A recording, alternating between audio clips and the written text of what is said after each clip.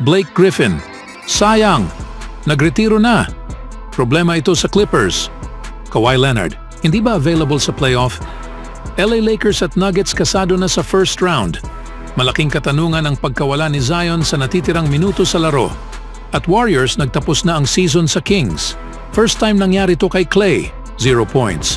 Parang gusto na talagang iwanan ng Dubs. Ngunit bago ang lahat, kung gusto nyo ng matibay na basketball shoes, New Curry 11, mabibili lamang sa halagang $2,999. Click lamang ang link sa comment section or bisitahin lamang ang tefen.com for more high-quality shoes. Ang veteranong forward na si Blake Griffin ay nag-anunsyo sa kanyang pagre-retiro mula sa NBA nitong araw matapos ang 13 NBA season. Ginawang opisyal ni Griffin ang kanyang desisyon sa isang post sa Instagram. Idinagdag niya na nagpapasalamat siya para sa mahaba at matagumpay na karera. Ang campaign noong 2022-23 ay ang huling season ni Griffin sa NBA at ang tanging season niya sa Boston Celtics at hindi siya nagkaroon ng malaking papel sa isang malalim at mahusay na roster. Lumabas si Griffin sa 41 games at nagkaroon ng 16 games bilang starter na may average na 4.1 points, 3.8 rebounds at 1.5 assists sa 13.9 minutes bawat laro. Ang lahat ng mga ito ay ang kanyang career lows. Ang 35-year-old na si Griffin ay pumasok sa liga bilang number 1 overall pick sa 2009 NBA Draft mula sa Oklahoma at agad na nag-establish bilang isa sa mga nangungunang player ng NBA na ipanalo ang 2010-11 NBA Rookie of the Year Award matapos niyang ma-miss ang kanyang inaasahang debut campaign dahil sa injury sa tuhod. Sa bawat una niyang 5 NBA season kasama ang Los Angeles Clippers, pinangalanan si Griffin bilang isang all-star na may average na 21.5 points, 9.7 rebounds at 4.0 assists bawat laro sa panahong iyon.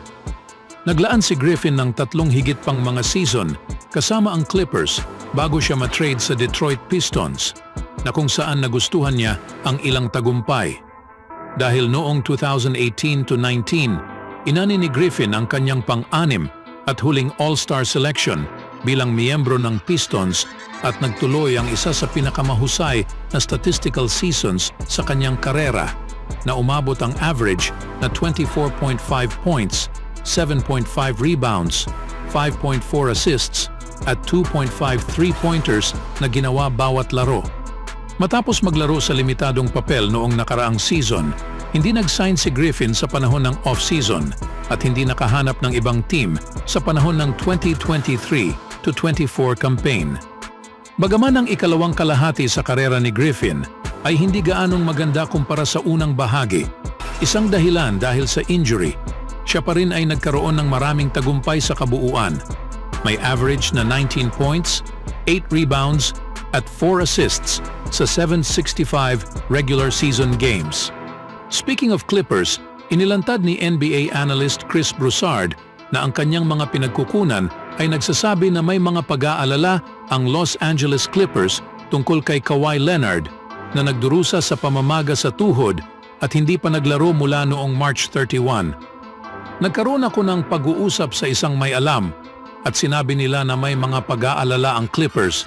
Sinabi nila na malaki ang pamamaga sa kanyang tuhod. Ibinigay ng Clippers ang huling 2 linggo ng season kay Kawhi para ipahinga ang kanyang tuhod sa oras para sa playoffs. Mula noon, wala pang pampublikong update sa kalagayan ni Leonard.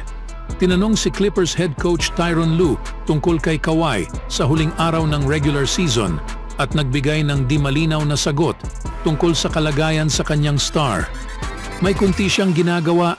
Hindi ko sasabihin sa inyo ang anuman. Okay siya. Okay ang pakiramdam niya. Kilalang pribado si Leonard tungkol sa kanyang kalusugan kapag siya ay nagkakaroon ng injury, kaya't malamang na hindi maraming tao sa organisasyon ang nakakaalam kung ano ang status ni Kawhi bago magsimula ang kanilang unang round series laban sa Dallas Mavericks sa Lunes. Si Kawhi ang tanging Clippers na kamatch sa produksyon ni Luka Doncic sa kanilang nakaraang mahirap na series, kung saan nag-average si Leonard ng 32.5 points, 8.9 rebounds, at 4.8 assists sa loob ng 13 games. Siya pa rin ang pinakamahusay na player sa Clippers at umaasa sila ng tagumpay sa playoffs sa kung ano ang kaya niyang gawin. Sa kabila sa hawak ang mas mataas na seeding, ang mga nakaraang buwan ng NBA season ay nagpakumbinsi sa maraming tao na piliin ang Dallas Mavericks na mananalo sa series na ito, anuman ang kalusugan ni Kawhi. Ginawang mahirap ni Doncic ang bersyon para sa Clippers na ito na makontento kahit na mas masahol pa ang roster sa paligid niya noon. Ngayong season, merong isang notable addition ng Mavs at ito ay si Kyrie Irving. Tungkol kay Doncic, nag-average siya ng 33.5 points, 8.8 rebounds at 9.5 assists sa playoff laban sa Clippers. Kahit na natalo siya noong 2020 at 2021, ang kanyang mga individual na performance ay nag-umpisa sa isang kwento na siya ay napagmamay-ari ang Clippers, isang bagay na kamakailan lang na binanggit ni Gilbert Arenas. Si Luka Doncic ang may-ari sa kanila. Ibig kong sabihin, sa huling 10 laro pa lamang, nag-average siya ng 37 laban sa kanila. Kung gusto ng Clippers na makalabas sa series na ito, ibabato ko sa kanya ang isang double team. Maaari silang manalo ng 4 na laro at kung makarating sila sa ikalawang round, maaari silang manalo ng 1. Ang pag-double kay Luka ay isang tiyak na paraan upang makagawa ng damage. Kaya't kailangan ng Clippers si Kawhi na maglaro dahil siya ay isang solid option sa depensa laban kay Doncic. Malamang na magkaroon ng maraming trabaho si Paul George sa pagdepensa kay Kyrie Irving at sa mga wings ng Mavs, habang ang team ay kulang sa mga players tulad ni Robert Covington, Marcus Morris Sr., lalo na si Robert Covington para maglaro ng strong defense kay Doncic. Ito ay isang modernong playoff rivalry at umaasa ang Dallas para sa kanilang unang panalo. Gusto rin nilang manalo sa seryeng ito na may malusog na Leonard, kaya't sana'y mabilis ang recovery ni Kawhi at makipag-compete sa postseason ng walang aberya. Samantalang rematch sa pagitan ng Los Angeles Lakers kontra sa Denver Nuggets. Ang dalawang team ay maghaharap muli at sa pagkakataon na ito ay sa first round ng 2023 to 24 NBA Playoff Series. Sa panahong tinalo ng Lakers ang New Orleans sa score na 110-106, nanguna si LeBron James sa Lakers na may 23 points sa panalo kasama ang 9 rebounds at 9 assists. Here comes LeBron, 13th leading scorer and right. Man. And it's James again, the stutter step, and he caught. Yes. On Sunday, you talked about him registering season just in the open court. There's no way that Valanciunas pedal and stay in front of LeBron on Sunday. This is the definition when you hear people saying playing down. Just sees everything in 3D vision right here. Gives the D'Angelo Russell na may 21 points, Anthony Davis na may 20 points. Di naging sapat ang effort ni Zion Williamson na may 40 points at 11 rebounds. At naging malaking katanungan ngayon ang kanyang pagkawala sa mga mahalagang natitirang minuto sa laro. Here's the quick move. It up here. Timeout taken. He got hurt on this drive here. Look at after the little bit as he's running down. But as soon as the extent of the injury, but Sa sumunod naman, tapos na ang season ng Warriors sa panahong tinalo sila ng Kings sa Sacramento. Naging mainit si Keegan Murray para pangunahan ng Kings na may 32 points. Sumunod si De'Aaron Fox na may 24 points.